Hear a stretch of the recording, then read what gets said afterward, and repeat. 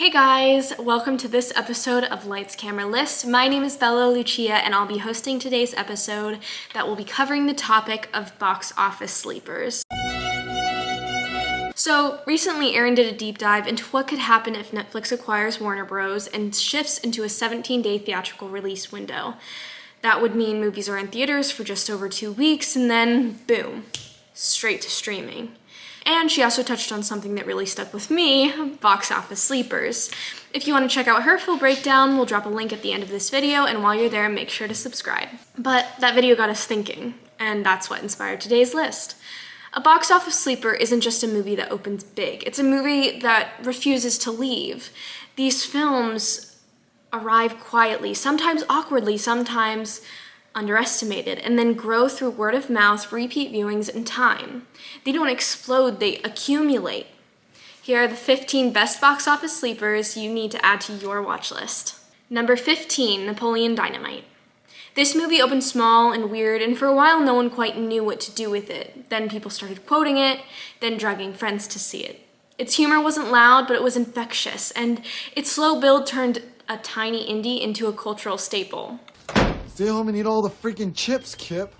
Napoleon, don't be jealous that I've been chatting online with babes all day. Besides, we both know I'm training to become a cage fighter. Since when, Kip? You have the worst reflexes of all time. Try and hit me, Napoleon. What? I said come down here and see what happens if you try and hit me. Number 14, The Full Monty.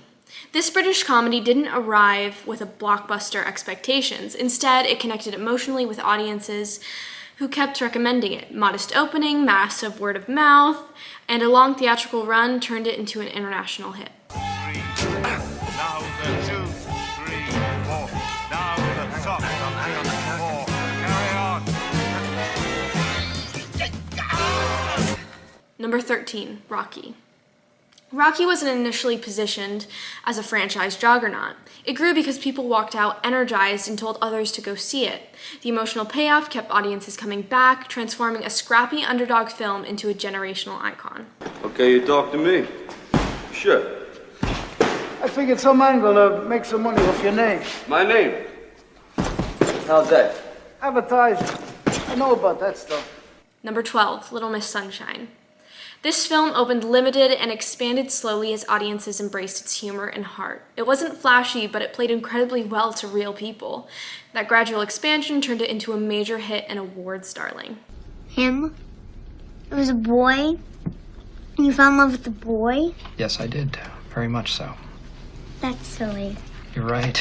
It was silly. It was very, very silly. Number 11, Pretty Woman.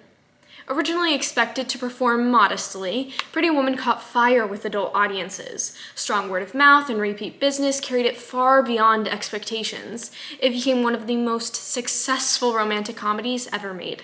You must be really smart, huh? I only got through 11th grade. How far did you go in school? I went all the way.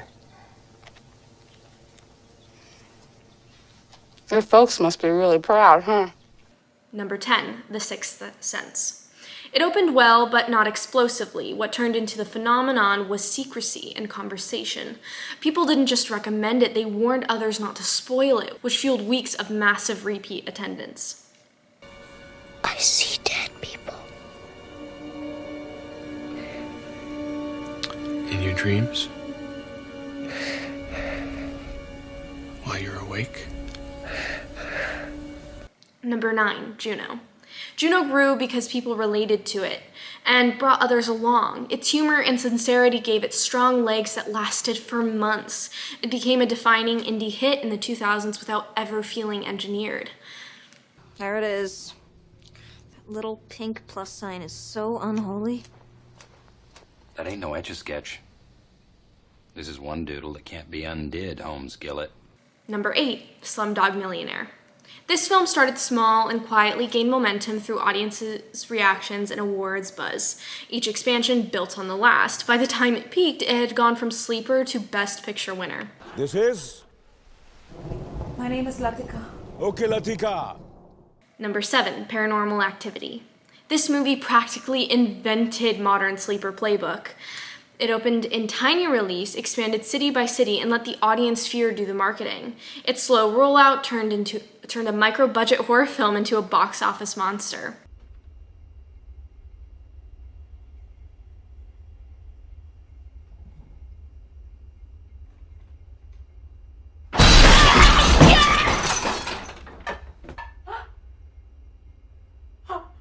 Number 6, The Blair Witch Project.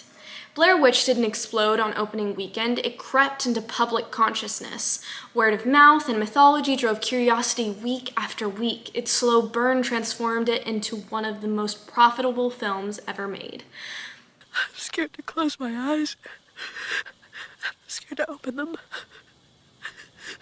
Number 5, Titanic. Yes, Titanic. It eventually became enormous, but its opening wasn't the record breaker people remember. It grew steadily as audiences returned again and again. Its legs were so strong, it stayed number 1 for months. I saw that in the Nickelodeon once, and I always wanted to do it. Number 4, Everything Everywhere All at Once. This film expanded slowly as audiences evangelized it. People don't just like it, they insisted others see it theatrically. Its long tail carried it to massive box office success and eventual Oscar dominance.